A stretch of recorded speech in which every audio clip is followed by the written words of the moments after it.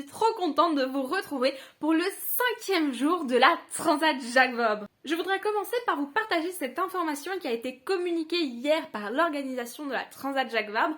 En effet, Francis Le Goff, le directeur de course de la Transat Jacques Vabre, a en effet annoncé hier, dans l'après-midi, qu'il n'y aurait pas de départ avant lundi inclus pour les IMOCA qui sont donc toujours au port du Havre et qui se prennent beaucoup de vent dans la figure.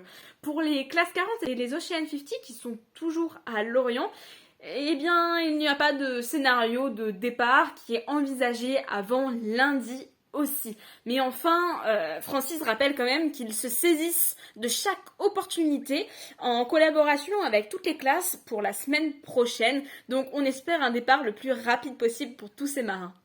Pour les IMOCA, on parle d'un scénario de départ qui serait actuellement en pleine réflexion au sein de la direction de course. Ça serait pour un départ mardi matin très tôt pour que les IMOCA s'élancent directement vers la Martinique et on abandonne complètement le waypoint. Mais enfin, rien n'est certain. Allons maintenant retrouver les ultimes qui sont donc les seuls en course et qui sont actuellement au large du Cap Vert. C'est toujours le Maxi Banque Populaire qui est en tête avec à son bord Armel Lecléache et Sébastien Josse. Ils ont été flashés à plus de 40 nœuds et font route actuellement vers les Alizés, ouvrant la voie pour tous les autres ultimes. Écoute, effectivement, ça va pas mal en vitesse. On a touché les Alizés maintenant depuis effectivement 24 heures et donc ça c'est bien. En ce moment il y a beaucoup de vent, même il y a plus on approche du Cap Vert, on a en moyenne entre 25 et 30 nœuds en rafale, donc ça lève une mer un peu croisée, donc c'est pas forcément idéal au niveau de confort, mais ça permet d'avancer quand même. Ouais, pour l'instant c'est ça, on fait des routes plein sud, Poteau-Noir et vers l'île, on a marqué le parcours à passer là, San Pedro. Donc là l'idée c'est, on a encore quelques heures un peu compliquées avec comme je disais, du vent et de la mer forte. Et puis après ça devrait normalement s'arranger en fin de journée, en début de nuit. Et derrière, effectivement, le vent va mollir tout doucement. On va se rapprocher de la zone Poteau-Noir avec des vitesses qui vont diminuer. Ça va sûrement revenir par derrière, un petit peu au jeu de l'accordéon. C'est vrai qu'on est en position stratégique assez sympa. Mais on sait que derrière, ça peut attaquer. On verra. Pour l'instant, il n'y a pas de grosses manœuvres prévues, en tout cas dans les prochaines heures. Alors aujourd'hui, on devrait arriver vers le passage de l'île à peu près, on va dire, dans la matinée de dimanche. Donc dans la matinée de dimanche. Et puis l'équateur à suivre derrière, parce qu'on ne sera pas très loin de l'équateur quand on va passer l'île. Donc je dirais dans la milieu de journée dimanche, on devrait normalement passer l'équateur. Le poteau noir pour l'instant n'a pas l'air trop difficile. On verra un petit peu comment ça évolue. C'est jamais simple entre les fichiers météo et la réalité sur l'eau, il y a toujours des différences.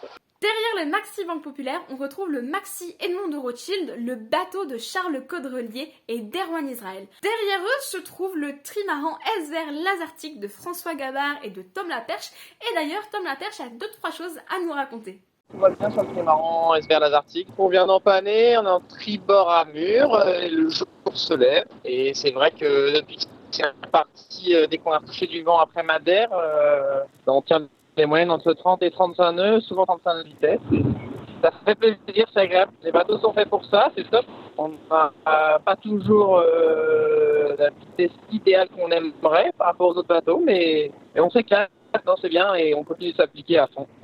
J'ai envie de dire, on se croise plutôt plus, parce qu'on l'écart dure peut-être un petit peu moins longtemps pour qu'on soit alerte au maximum, parce que c'est quand même un peu de temps en temps, c'est un peu du pilotage quand les risées rentrent. Le bateau s'envole et il faut être là pour pouvoir régler ce qu'on appelle l'aile de raie, la dérive ou les écoutes carrément, s'il faut choquer un peu de temps en temps. C'est une belle course de vitesse, en tout cas on en profite bien, ça c'est sûr. Et le Cap Vert, ça serait la latitude du Cap Vert, ça serait ce soir. L'idée, forcément, c'est de se décaler un petit peu dans l'ouest par rapport au dévent. On en saura plus. Vous verrez les trajectoires. Ouais, le poteau noir, là cette année, il est plutôt assez nord. Et au final, avec la configuration de parcours qu'on a, c'est pas le plus gros casse-tête, on va dire, dans le sens où on a l'île de Sao Pedro à aller chercher et souvent le poteau noir, plus on passe ouest, plus c'est facile à passer. Et donc là, vu la marque de parcours, on est déjà assez ouest, mais voilà, on verra. C'est toujours incertain cet endroit-là. Ouais, les échanges sont assez soutenus. Alors là, c'est blanc, on est plus sur les échanges dans l'Alizé par rapport aux variations du vent de l'Alizé. On croit toujours que l'Alizé, c'est super facile, qu'il fait beau, c'est le soleil pour traverser l'Atlantique, mais c'est en partie vrai, mais il y a aussi des nuages et parfois le vent change, il faut empanner, et donc on gère un peu tout ça. Et puis, et le poteau noir, et ben ouais, et ils ont déjà un œil. Eux ont sûrement beaucoup plus regardé que nous. Mais on leur fait confiance. Et là, le jour se lève, il fait grand ciel bleu, on est en short t-shirt non, il fait vraiment doux là maintenant. Enfin, il fait vraiment, on n'a pas peur du tout. On est presque chaud de temps en temps. On transpire bien quand on fait les manœuvres et qu'on tourne les manivelles, mais c'est agréable, super. Merci beaucoup Tom. Passons maintenant la parole à Thomas Roussel, le co-skipper de Thomas Goville sur l'ultime Sodebo.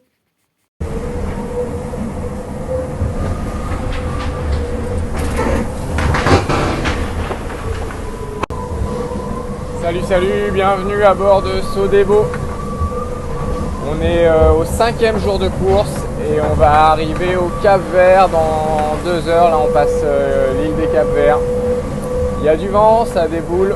On a 25 nœuds de vent, un peu plus. Et on avance à 35 nœuds, voire plus. Et c'est un petit peu humide. Mais tout se passe bien à bord.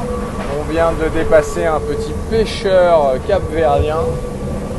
Il y a un petit peu de houle.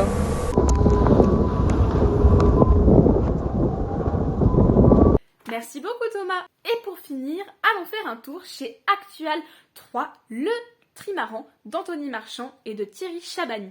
C'est sûr qu'il y a un côté stressant parce que de temps en temps, ce matin, là, tout à l'heure, on a fait une pointe à 44 nœuds, 45 nœuds. Alors sûrement que les autres, ils font ça et plus, hein, je sais pas. Hein, mais voilà, donc il y a tout qui vibre, le bateau il vibre, il bouge dans tous les sens. Il y a des à-coups, tu sens qu'il y a beaucoup d'efforts et c'est forcément assez stressant. Et puis le bateau, il lève un peu la patte de temps en temps, comme on dit, quoi. Il peut vite se mettre un petit peu sur une coque très très haut, enfin un peu haut, au portant sous Genac et ça met du temps à le remettre, on va dire, à plat. Donc c'est pas mal de réglages, pas mal de stress, quoi. Il y a une étape qui est importante, ça va être la première douche dans pas longtemps, parce que l'eau commence à se réchauffer là.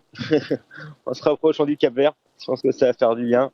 Continuer de bosser. De toute façon, là pour le poteau noir, pour la descente du Cap-Vert, faut pas se faire piéger par le dévent du Cap-Vert. Donc il y a encore des petits coups tactiques à faire et bien se positionner, à prendre les bonnes bascules au portant pour aller jusqu'à Sao Pedro, l'île qu'on doit laisser à bâbord. Donc déjà, en approche du poteau noir, cette île, elle nous fait un peu passer tous plus ou moins au même endroit. Donc ça enlève un petit peu de stress de positionnement dans le poteau noir. Et avec Thierry, c'est génial de naviguer, c'est un vrai bonheur. Voilà, les choses se font hyper naturellement, que ce soit à l'écart ou le changement de quart. Voilà, c'est hyper naturel. On se fait pas forcément 2 heures pile poil. On fait un peu en fonction de chacun. S'il avait bien dormi la fois d'avant ou pas. Si celui qui est de quart, il a de l'énergie ou il a vraiment envie de dormir. Enfin voilà, tout se fait naturellement. Avant de clôturer cette vidéo, je voulais absolument vous faire part d'un partage que Fabrice Amédéo a fait hier en fin d'après-midi. Il s'est posé la question d'un lien potentiel entre le réchauffement climatique et la tempête Ciarán et a sorti ses réflexes d'ancien journaliste pour aller poser la question à Cyril Duchesne, qui est consultant météo à Météo Consult, pour voir s'il y avait effectivement un lien qui avait été remarqué entre le réchauffement climatique et la tempête Ciarán. Voici la réponse. Nous avons une situation inédite avec de l'air de plus en plus chaud en surface, un océan chaud avec beaucoup d'évaporation et un jet stream puissant, explique le prévisionniste. Je vois beaucoup dans cette tempête Ciarán un effet du réchauffement climatique, non pas tant dans la fréquence des systèmes dépressionnaires en ce moment que dans leur puissance. En tout cas, merci beaucoup Fabrice pour tout le travail de recherche que tu as effectué, car cette question du lien entre le réchauffement climatique et la tempête Ciarán, c'est une question que moi je me suis personnellement posée et que j'ai entendu revenir à plusieurs reprises. Et c'est vrai que de mettre des mots sur ce sujet-là, c'est vraiment très important. Donc merci beaucoup Fabrice. Voilà pour cette 5e journée de Transat Jacques Vabre. Je vous dis à très vite. Bye bye.